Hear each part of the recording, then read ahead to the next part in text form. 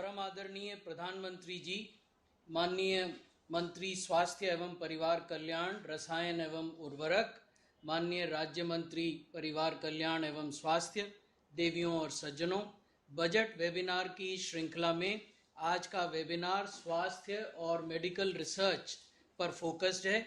इस वेबिनार में आप सबका स्वागत है।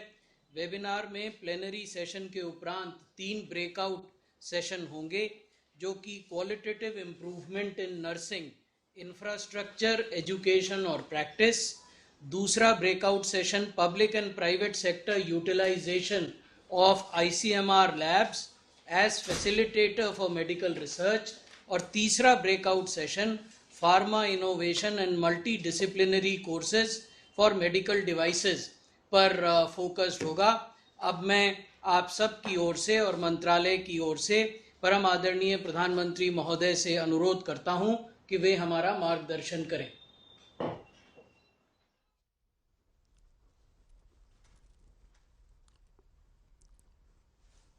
नमस्कार जी। साथियों, जब हम हेल्थ केयर की बात करते हैं तो इसे प्री कोविड एरा और पोस्ट पैंडेमिक एरा, इसके विभाजन के साथ देखना चाहिए। कोरोना ने पूरे विश्व को ये दिखाया और सिखाया भी कि जब इतनी बड़ी आपदा होती है तो समृद्ध देशों की विकसित व्यवस्थाएं भी ध्वस्त हो जाती हैं। दुनिया का ध्यान पहले से कहीं ज्यादा अब हेल्थ केयर पर आया है, लेकिन भारत की अप्रोच सिर्फ हेल्थ केयर तक ही सीमित नहीं, बल्कि हम एक कदम आगे बढ़कर वेलनेस के लिए काम कर रहे हैं। इसलिए हमने दुनिया के सामने एक विजन रखा है, वन अर्थ वन हेल्थ, यानी जीव मात्र के लिए, चाहे वो इंसान हो, एनिमल्स हो, प्लांट्स हो, सबके लिए एक होलिस्टिक हेल्थ केयर की बात कही है।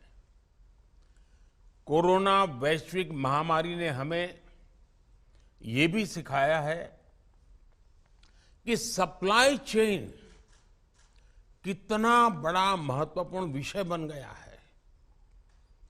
जब पैंडेमिक पीक पर थी तो कुछ देशों के लिए दवाएं, टीके, मेडिकल डिवाइसेस, ऐसी जीवन रक्षक चीजें भी दुर्भाग्य से हथियार बन गई थी।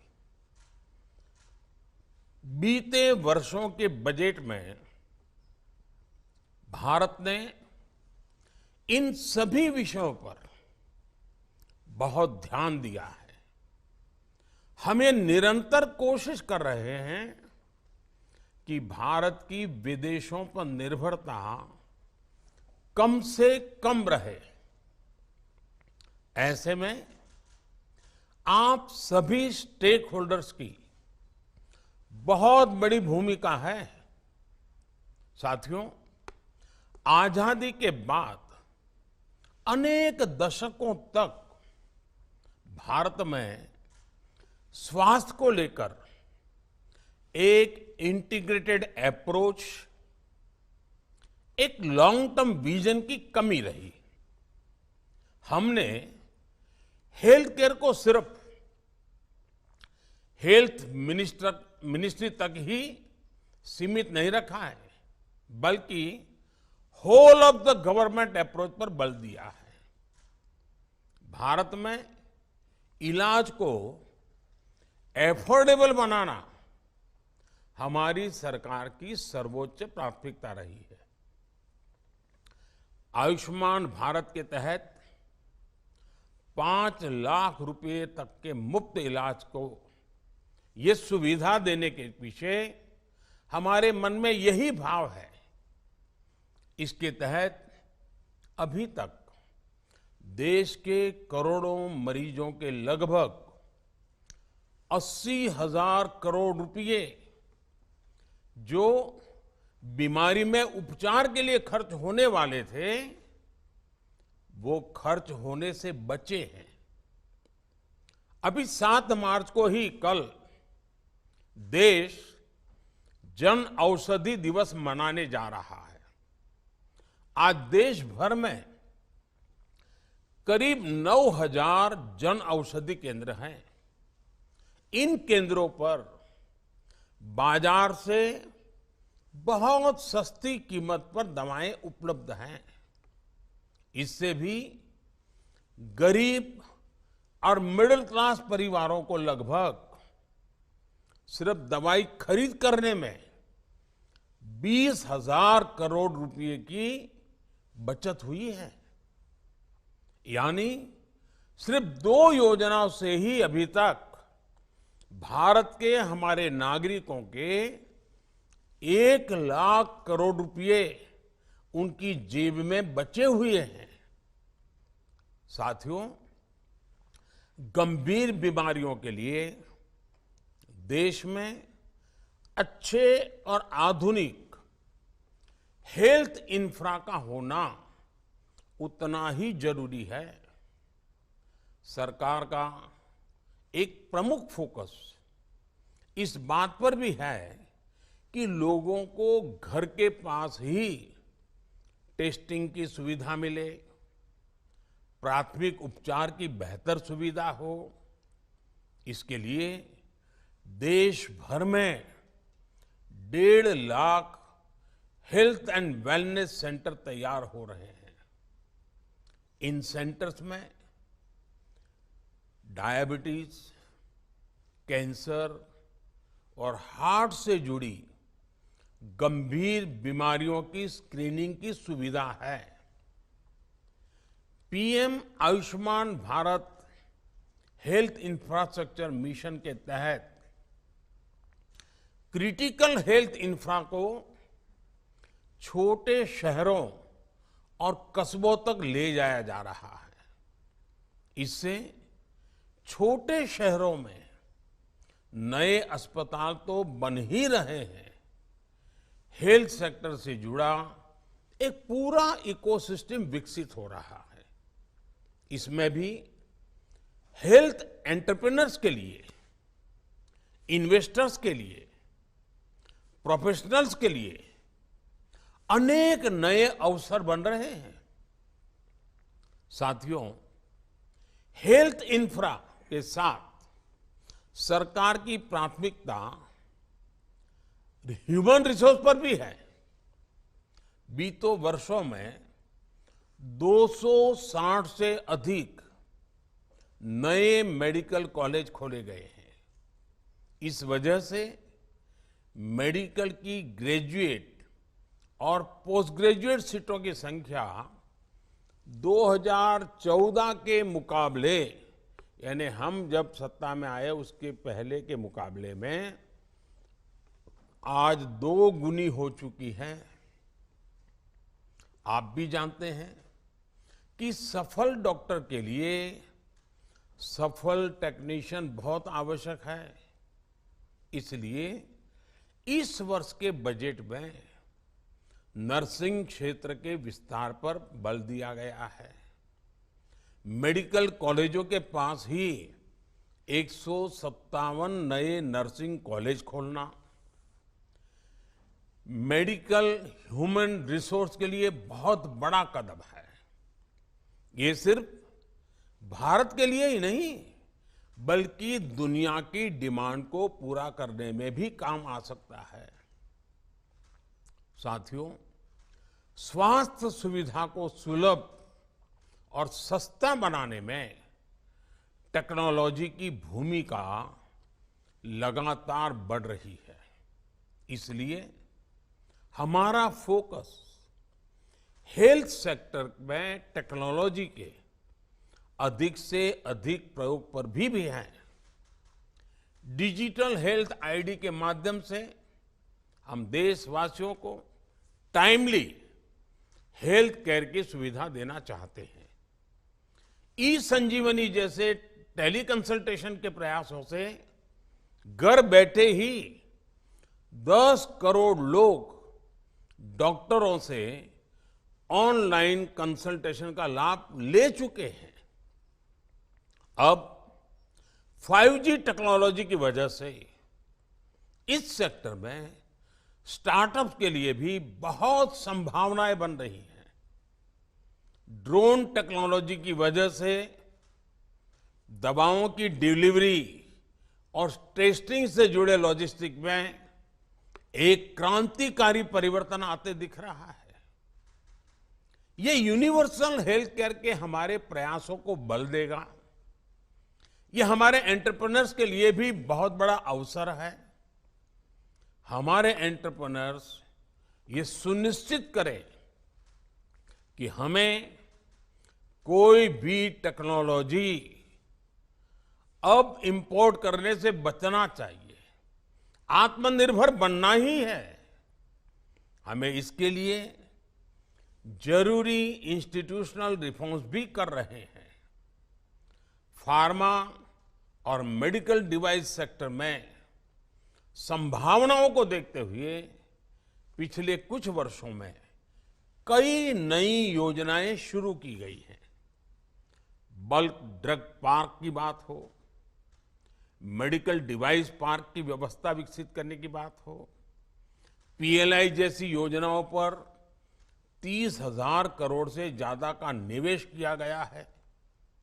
मेडिकल डिवाइस सेक्टर में पिछले कुछ वर्षों में 12 से 14% की रेट से ग्रोथ भी हो रही है।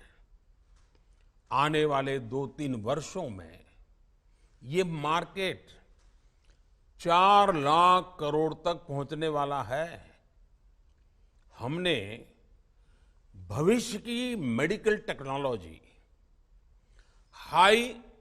हाई एंड मैन्युफैक्चरिंग और रिसर्च के लिए स्किल्ड मैन पावर पर काम शुरू कर दिया है।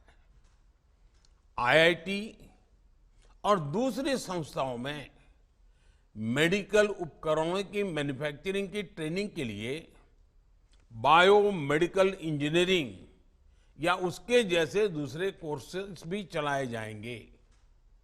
इसमें भी प्राइवेट सेक्टर की अधिक भागीदारी कैसे हो, इंडस्ट्री, एकेडेमिया और सरकार, इन सबके बीच अधिक से अधिक तालमेल कैसे हो, और इस पर हमें मिलकर के काम करना है। साथियों, कभी कभी आपदा भी खुद को प्रूव करने का अवसर लेकर आती है। एक कोविड काल में फार्मा सेक्टर ने दिखाया है। कोविड काल में भारत के में फार्मा सेक्टर ने जिस प्रकार पूरी दुनिया का विश्वास हासिल किया है वह अभूतपूर्व है। इसे हमें कैपिटलाइज करना ही होगा। हमारी इस प्रतिष्ठा को, हमारी सिद्धि को, हमारे प्रति इस विश्वास को रत्ती भर भी आंच नहीं आनी चाहिए, ऊपर से ज्यादा विश्वास बढ़ना चाहिए। सेंटर्स ऑफ एक्सीलेंस के माध्यम से फार्मा में रिसर्च और इनोवेशन को बढ़ावा देने के लिए नया प्रोग्राम लॉन्च किया जा रहा है। इन प्रयासों से अर्थव्यवस्था को काफी मजबूती मिलेगी, साथ ही रोजगार के नए अवसर भी पैदा होंगे। आज इस सेक्टर का मार्केट साइज 4 लाख करोड़ का है। अगर इसमें प्राइवेट सेक्टर और एकेडेमिया के साथ हम तालमेल बिठा लेते हैं तो ये सेक्टर 10 लाख करोड़ को भी पार कर सकता है। मेरा सुझाव है कि फार्मा इंडस्ट्री इस क्षेत्र में इंपॉर्टेंट प्रायोरिटी एरिया की पहचान कर उसमें निवेश करें। रिसर्च को बढ़ावा देने के लिए सरकार ने कई अन्य कदम भी उठाए हैं। सरकार ने आईसीएमआर की कई लैब्स को युवाओं और रिसर्च इंडस्ट्री के लिए खोलने का भी निर्णय ले लिया है। हमें देखना होगा कि और कौन से इसी तरह के इंफ्रास्ट्रक्चर है जिसे ओपन किया जा सकता है। साथियों, प्रिवेंटिव हेल्थ केयर को लेकर सरकार के प्रयासों का बहुत प्रभाव हुआ है। गंदगी से फैलने वाली बीमारियों से बचाने के लिए स्वच्छ भारत अभियान हो, धुएं से होने वाली बीमारियों से बचाने के लिए उज्ज्वला योजना हो, प्रदूषित पानी से होने वाली बीमारियों से बचाने के लिए जल जीवन मिशन हो, ऐसे अनेक इनिशिएटिव, इनके बेहतर परिणाम आज देश के सामने आ रहे हैं। इसी प्रकार कुपोषण, एनीमिया हमारे देश की एक महत्वपूर्ण समस्या भी है। इसलिए हमने राष्ट्रीय पोषण मिशन शुरू किया और अब तो खुशी की बात है, मिलेट्स यानी श्री अन्न, जो कि एक प्रकार से सुपर फूड है, न्यूट्रिशन के लिए, पोषण के लिए महत्वपूर्ण फूड है और जो हमारे देश में बहुत स्वाभाविक रीते हर घर उसे परिचित है। यानी श्री अन्न पर भी बहुत अधिक बल दिया गया है। भारत के प्रयासों के कारण ही इस वर्ष को संयुक्त राष्ट्र द्वारा इंटरनेशनल ईयर ऑफ मिलेट्स के रूप में मनाया जा रहा है। पीएम मातृवंदना योजना और मिशन इंद्रधनुष जैसे कार्यक्रमों से हम स्वस्थ मातृत्व और स्वस्थ बचपन सुनिश्चित कर रहे हैं। योग हो, आयुर्वेद हो, फिट इंडिया मूवमेंट हो, इन्होंने लोगों को बीमारियों से बचाने में मदद की है। भारत के आयुर्वेद से जुड़े प्रोडक्ट्स की डिमांड पूरी दुनिया में बढ़ रही है। भारत के प्रयासों से WHO का ट्रेडिशनल मेडिसिन से जुड़ा ग्लोबल सेंटर भारत में ही बन रहा है।